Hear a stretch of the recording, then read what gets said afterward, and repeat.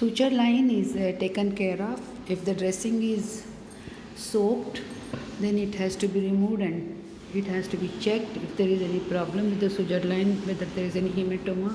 If it is dry, then we can just change it before the patient gets discharged. If any vaginal pack is kept, that has to be removed. We do some blood tests like hemoglobin post-operatively, and also urine test is done to check for any infection. Before the patient is discharged, we discuss with her about contraception which she will like to use. Now there are different types of incision that we will discuss now. See, picture A shows the horizontal incision on the lower segment, which is usually done for the lower segment cesarean section. Picture B shows the vertical incision in the lower segment, which is rarely done.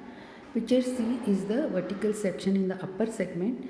This is also known as classical cesarean section, where it is done. Picture D is showing an extension of the horizontal at the edge. It's like a J shape. And picture E is the inverted T shape incision, where is the extension, vertical extension of the horizontal done in the midline. D and E are often done when there is difficulty in delivering the baby. That baby may be very big and it is difficult to deliver. Maybe you need to do this extension of the horizontal incision. Now, what are the indications for the classical cesarean section? That is the vertical incision taken in the upper segment. When the lower uterine segment is abnormally vascular, and if you take incision there, it may lead to very heavy bleeding, then we may go in for the incision in the upper segment.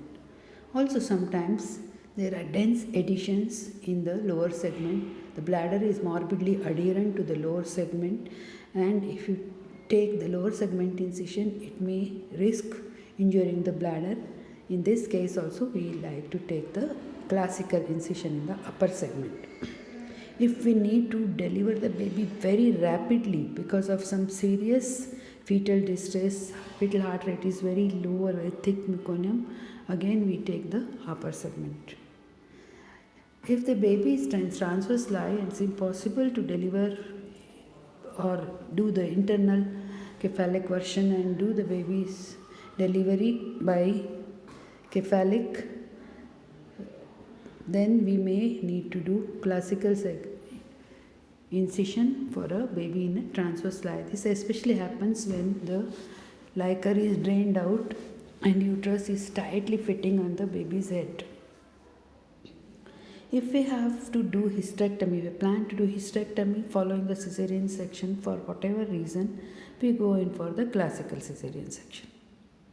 If the lower segment is not properly developed, it's very undeveloped, then we may have to do the upper segment.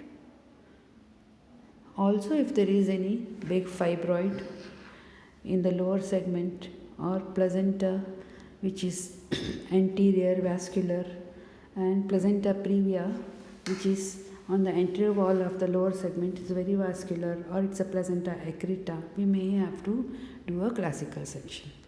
And if we are doing a section in a postmortem dead lady, we will do a classical section. Just revision, the vertical incision on the abdomen is a horizontal incision on the abdomen. This is again a horizontal low incision, and we will discuss why it is better than the vertical incision. So, advantage of transverse incision in the skin, because it is low lying, the fundal level is at a higher level, and we can easily palpate the abdomen to know what is the fundal height, and it is less painful.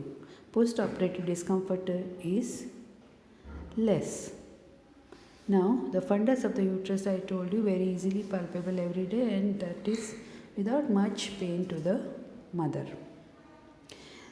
The horizontal incision also has a less chance of wound dehiscence and less chance of incisional hernia. and also it is at a very low level, so it is not visible easily, and it has a cosmetic value also. Disadvantage is it may take little longer time, blood loss may be little more, and surgeon has to be skillful to do this.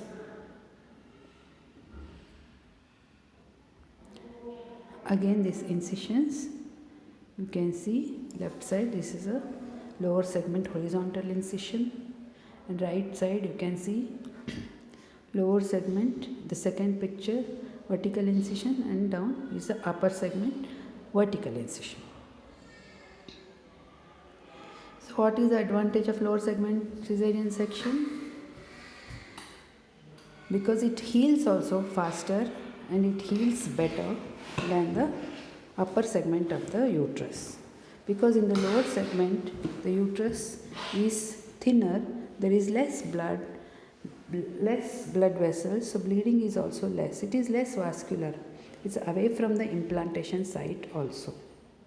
There is less muscle tissue, more fibrous tissue, so it is reducing the risk of rupture is also less in the lower segment uterine section. In next pregnancy, risk of rupture is 0.2 to 0.4% in LSCS. And it causes less ileus, paralytic ileus is less, stomach dilatation is less. The only disadvantage is when it tends to extend laterally, it may extend into the uterine vessel. So surgeon has to take care of that, and if he sees that, it has to be made like a J shape, or you have to do the inverted T shape extension of this incision. So these are some of the tabulated form, the advantage of the lower segment over classical or hysterectomy. So apposition is better, there is no pockets of blood in lower segment, whereas upper segment it is very thick myometrium, so it is little difficult to appose perfectly. Healing is better because the uterus doesn't keep contracting and retracting during involution in the lower segment, whereas in the upper segment the uterus contracts and retracts, so your sutures may become little loose. So healing also may not be better. Then stretching effect we can do along the line of the scar if you want to stretch, but here it is at right angles to the scar. Placental attachment is less likely in the future pregnancy if it is a suture incision is on the lower segment, because generally placenta will be implanted in the upper segment. So in the classical it is more likely that it may implant, probability is more of the placental implantation on the scar area in classical cesarean section. So the scar in the lower segment is good, whereas in the classical it is weak. Chance of rupture is 0.2 to 1.5% in the lower segment, and in some literature it is 0.2 to 0.4%, some literature it is up to 1.5%, whereas in classical it is 4 to 9%. Mortality following rupture, maternal peritoneal death is less in lower segment, and it is comparatively more in classical section. Talking about the complications of the cesarean section. Complications are intraoperative, postoperative, and remote complication. Intraoperative complications